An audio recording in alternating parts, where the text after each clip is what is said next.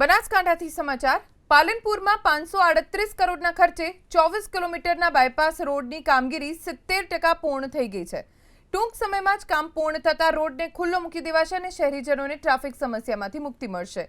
સરહદી પાલનપુરના aroma circle ખાતે દિન પ્રતિદિન ટ્રાફિક સમસ્યા વકરતી હતી, જેને લઈને સરકાર તરફથી જગાણાથી સોનગઢ સુધીનો બાયપાસ રોડ મંજૂર કરાયો।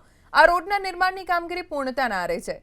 રોડ ખુલ્લો મૂકી દેવાતા જ ખુલ્લો મુકાશે અને વિકટ બનેલી ટ્રાફિક સમસ્યા હલ થશે।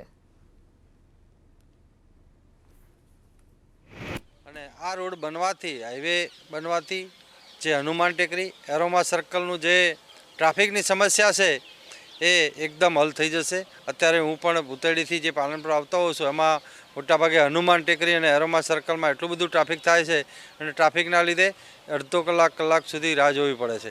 અને કેટલોક અહીંયા પાલનપુર રાજસ્થાનથી પણ કેટલા દર્દીઓ આવતા હોય છે, એ દર્દીઓને પણ ખૂબ તકલીફ પડતી હોય છે।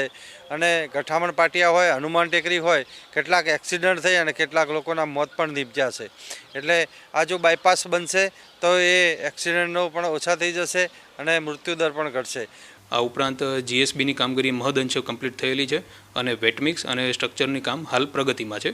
હાલ આયોજન ચોમાસા સુધીમાં કાચું કામ પૂર્ણ કરવાનું છે અને તથા દિવાળી બાદ ચોમાસાની સિઝન પૂર્ણ થયા પછી ડામરકામ સત્વરે થઈ શકે એવું અમારું આયોજન છે, જેનાથી લોકોને ઝડપથી બાયપાસની સુવિધા મળશે।